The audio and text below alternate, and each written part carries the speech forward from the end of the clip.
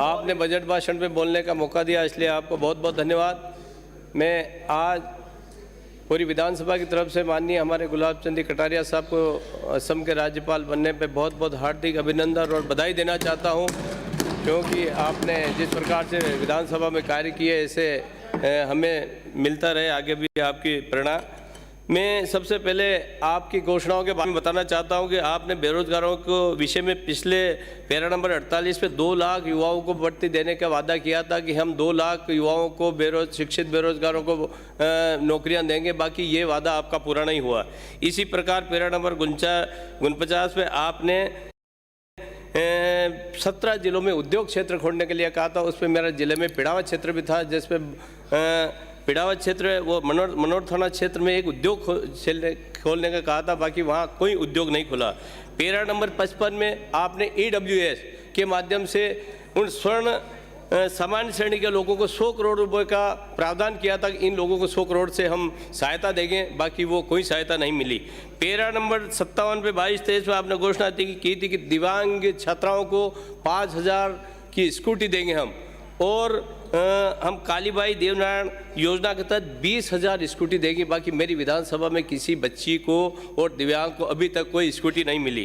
Para number 62 पे आपने कहा था 2022-23 में कि हम श्रमिक कार्ड के जो योजना चल रही, इसमें जितने भी प्रकरण पेंडिंग है उसका 3 महीने में निस्तारण कर देंगे। माननीय सभापति महोदय, आज दिन तक कोई उसका निस्तारण नहीं हुआ और किसी को इसका फायदा नहीं हुआ।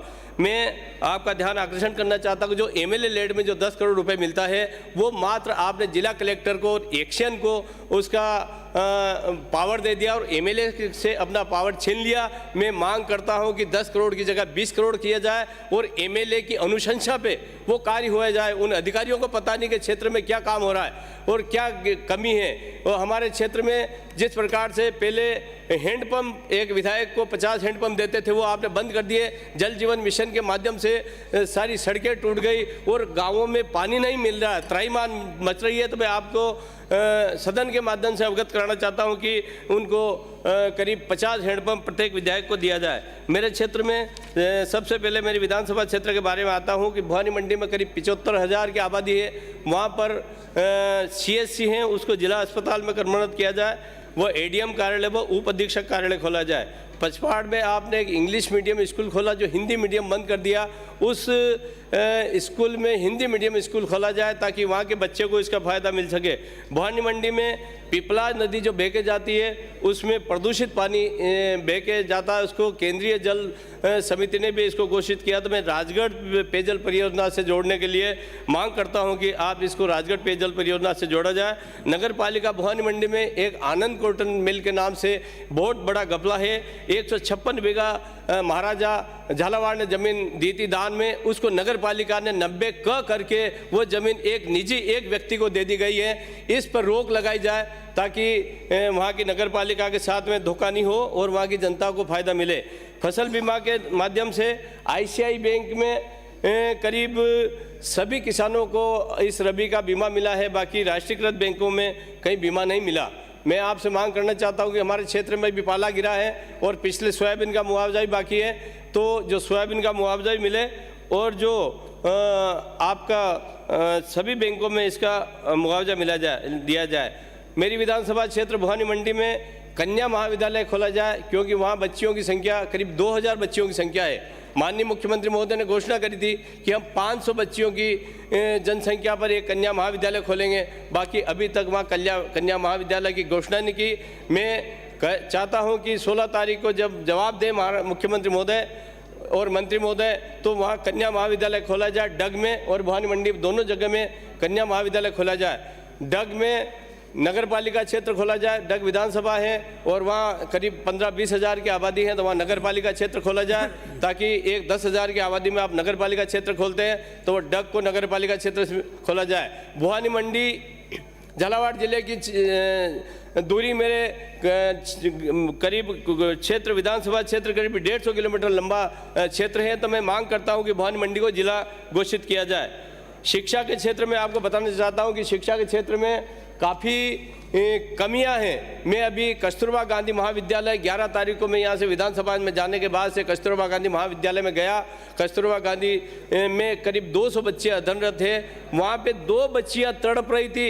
उन अधिकारियों को पता नहीं है। मैं जाके मेरी गाड़ी से जाके अस्पताल में भर्ती कराया और अस्पताल में ले जाके मैंने खुद ने इलाज कराई। ये व्यवस्था है, ये कानून व्यवस्था बिल्कुल बिगड़ रही है। आप और वहाँ स्टाफ नहीं है, स्टाफ लगाए और जो भी अधिकारी इसका दोषी है उसको सस्पेंड कराए। मैंने कलेक्टर से बात करी, जिला शिक्षा अधिकारी से बात करी, बीओ से बात करी और इस बहुत गंभीर विषय है, इसकी कार्रवाई करवाए और इनके खिलाफ जो भी उचित कार्रवाई है की जाए। लाइट के विषय में मैं आपको कहना चाहता हूँ कि जिस प्रकार से ग्रामीण क्षेत्र में लाइट कट रही है, बार बार ट्रिपिंग होता है और जो कनेक्शन आपने कहा था कि हम 2023 तक संपूर्ण कनेक्शन दे देंगे, बाकी आज दिन तक कोई कनेक्शन नहीं हुआ है। मात्र 900 डिमांड राशि के लगभग जमा हुई, इसमें से 15 या 20 कनेक्शन दिए। कोई सामान नहीं है, डीपी नहीं है। हमारे क्षेत्र में किसान परेशान हो रही हैं। जिस प्रकार से लाइट जाती है 8-8 घंटे 9-9 घंटे लाइट जाती है, 24 घंटे में से 8-8 घंटे 9-9 घंटे लाइट बंद रहती है। मैं मांग करता हूं कि आप बड़े बड़े वादे करते हैं कि हम निःशुल्क बिजली देंगे, और आप काहे की निःशुल्क बिजली दोगे। महाराज साहब ने, हमारी वसुंधरा राजे सिंधिया ने पहले 833 रुपये प्रति माह देने का काम किया था, उसको आपने 3 साल से बंद रखा और अब आप ये लोक लुभावनी बजट में घोषणाएं कर रहे हैं। मैं मांग करता हूं कि समय पर बिजली दी जाए। और सबसे बड़ी एक समस्या और हमारे क्षेत्र में पानी की है, जो अब डैम, मेरे क्षेत्र में नदियां बह जाती है 2-2, 3-3। चोमेला क्षेत्र में एक बड़ा बांध बनाया जाए। मैं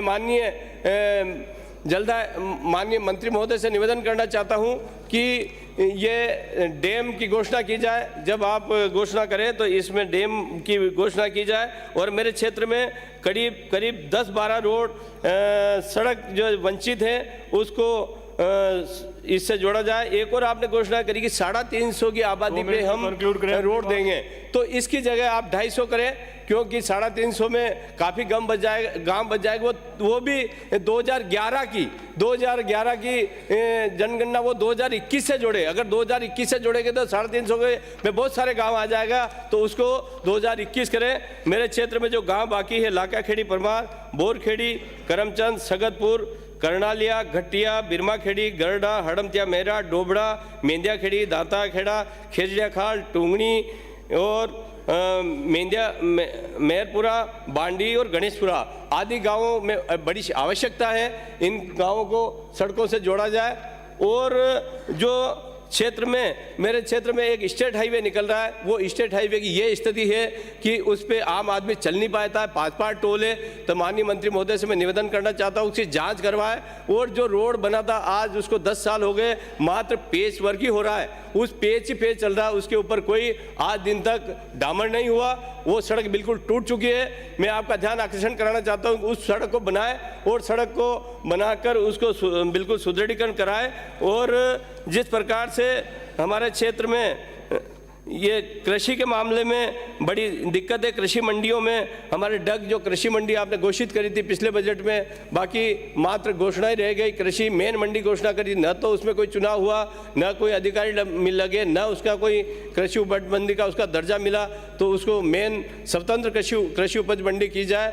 और जिस प्रकार से आपने जो घोषणाएं करी, ये सिर्फ एक लोक लुभावनी घोषणाएं हैं, इनको धरातल पर उतारे। शिक्षित बेरोजगारों के बारे में मैं कहना चाहता हूं कि जिस प्रकार से कई बेरोजगार आज भी घूम रहे हैं। मंगलवार दिनांक 14 फरवरी 2023 के प्रातः